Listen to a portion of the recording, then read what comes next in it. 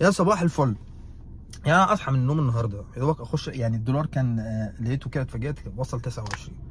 دخلت الحمام وبتاع مش عارف ايه وخرجت، كسر ال 30. لبست هدومي ونزلت بدور عربيتي، لقيت الدنيا شارخه بقى 31 و32. يعني انا خايف انام النهارده بالليل اصحى الاقيه 40. طب احنا رايحين فين تاني؟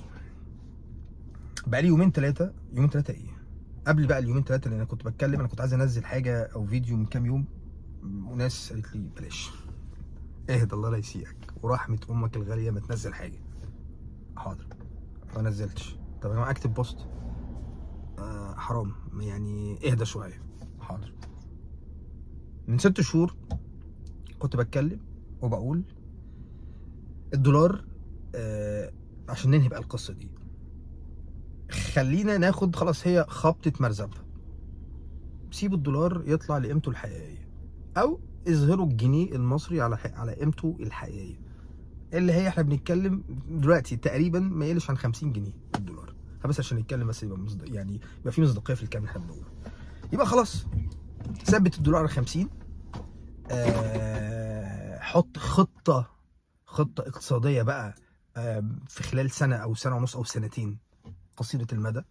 ثبت اسعارك، خلاص ده اللي يعلي السعر خلال السنتين دول يتعدم.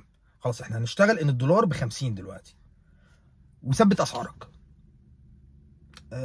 منتجات، خدمات، ثبت اسعارك خلاص مفيش، وثبت الدولار وثبت الجنيه على كده لمده سنتين. اعمل نوع من الاستقرار النسبي في السوق، خلي الناس تشتغل. يعني لو بنتكلم على مجال شغل معين مثلا في مناقصات او في ثبات اسعار لمده معينه، محدش هيشتغل، كله هيتخرب بيته وكله هيقعد في البيت. فلا، يبقى في نوع من الاستقرار النسبي. حتى لو احنا عايزين نشجع الاستثمارات الاجنبيه اللي هي تخش، مفيش مستثمر هيخش في سوق في الدولار عامل زي البورصه دلوقتي. الشاشه دلوقتي الناس ماسكه الشاشه دلوقتي 30 31 32 29 ونص. مع مين اللي هيشتغل في سوق بالمنظر ده؟ فانا كان رايي من زمان جدا، ايام ما كنا لسه بنتكلم الدولار ب 19، يا جماعه لا، خلوا الدولار ب 50 ماشي. ضربه مرزبه، لان هي خلاص يبقى عارفين ان في الدولار قيمته عاليه جدا، الجنيه بتاعنا رايح في 60 داهيه، خلينا نعترف بالكلام ده.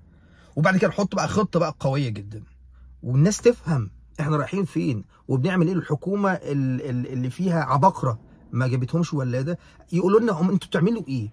ايه الخطه بتاعتنا؟ احنا رايحين فين؟ طب اوكي، هنمسك على بعض على نفسنا سنتين، الاسعار تبقى زايده فيها يا جماعه بس هتبقى ثابته.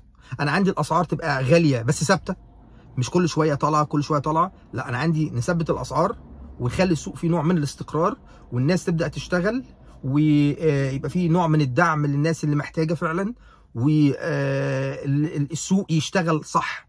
طالما في استقرار في الاسعار السوق يشتغل صح. خلال السنتين دول بقى نبدا نشوف مردود للمشاريع الكبيره قوي اللي اتصرف عليها فلوس كتير قوي قوي قوي. يعني عايزين نشوف مردود، الناس عايزه تشوف مردود. مش عيب ان انا بتكلم فيه يا جماعه، مش عيب، ولا حرام ولا بغلط في حد. يعني اما كانت ناس تطلع تتكلم زي ما حصل معاك سياده الرئيس، مع كامل احترامي ليك، انا بحبك وبقدرك وكل حاجه، ونزلت انتخبتك في الفتره الاولى وانتخبتك في فتره ثانيه ومش ندمان ومش عايز اندم. فرجاء اما حد يطلع يتكلم خلي الناس تتكلم طالما في حدود الادب والاحترام. يعني مش عايزين نروح على صبر المصريين كتير. يعني انا ازعم ان حضرتك اذكى من ناس كتير جت قبل كده. حضرتك جاي عندك خلفيه مخابراتيه وعارف ان نبض الشارع ونبض الناس مهم جدا. المصريين بلاش نراهن على صبرهم قوي، بلاش. يعني كل بني ادم بيبقى ليه طاقه معينه، فبلاش نتك قوي على صبر المصريين. نبدا نحس بالمصريين شويه، الناس عايزه تبدا تشوف مردود للمشاريع والمليارات والقروض اللي احنا قاعدين بنستلف فيها. فين المردود بتاعها؟ رايحين فين؟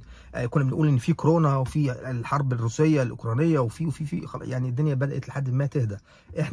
احنا موقعنا من الاعراب ايه؟ الناس عايزه تعرف. يا ريت الحكومه يبقى في حد متحدث يعرف لغه الناس، يعرف لغه الشارع، يعرف لغه الناس الغلابه، يطلع يتكلم معاهم كده، يطلع كده زي ما كنا بنقول كان بيبقى عندنا في بيان كل يوم رسمي لاعداد المصابين بالكورونا ايام ما كان في كورونا. خلاص بغض النظر بقى الاسعار دي الارقام دي كانت مضروبه ولا حقيقيه، بس كان في الناس شايفه في مؤشر موجود في السوق، سوري في الشارع.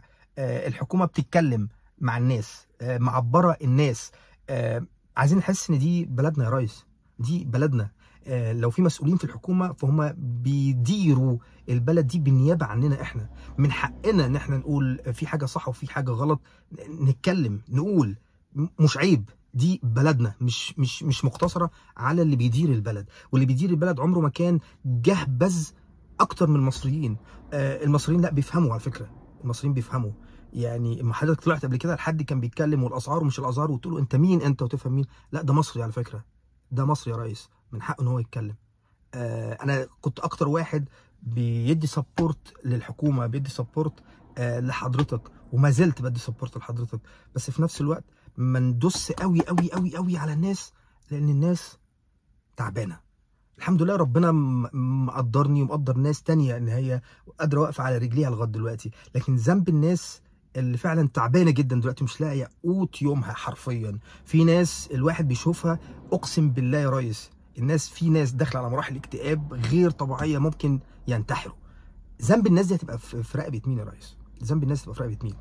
احنا لسه قدامنا فرصه، لسه قدامنا فرصه يا ريس نعدل الوضع الاقتصادي. مش عيب ان في حكومه تعترف بفشلها اقتصاديا، مش عيب على فكره، مش عيب. لكن احنا الحكومه شرخه في طريقها، والناس مش معبره الناس باي حاجه خالص. محدش بيطلع يتكلم مع الناس ويفهمها. نبعد بقى عن لغه الارقام ومش عارف كام تريليون وكام مش عارف ايه فين المردوده في الشارع؟ فين المردوده في الاسعار؟ فين؟ يا رب صوتي يوصل. وانا اسف لكل الناس اللي نصحتني ان انا ما اتكلمش. انا بحاول اكون هادي هادي، مش هقول اكتر من كده، وبحاول اوصل بس يعني ايه. يعني الواحد بيبقى لو ما اتكلمش، انا لو ما اتكلمش بحس ان انا من جوه بتعب بصراحه. فاديني طلعت الكلمتين ورزقي على الله. صباحكم زي الفل.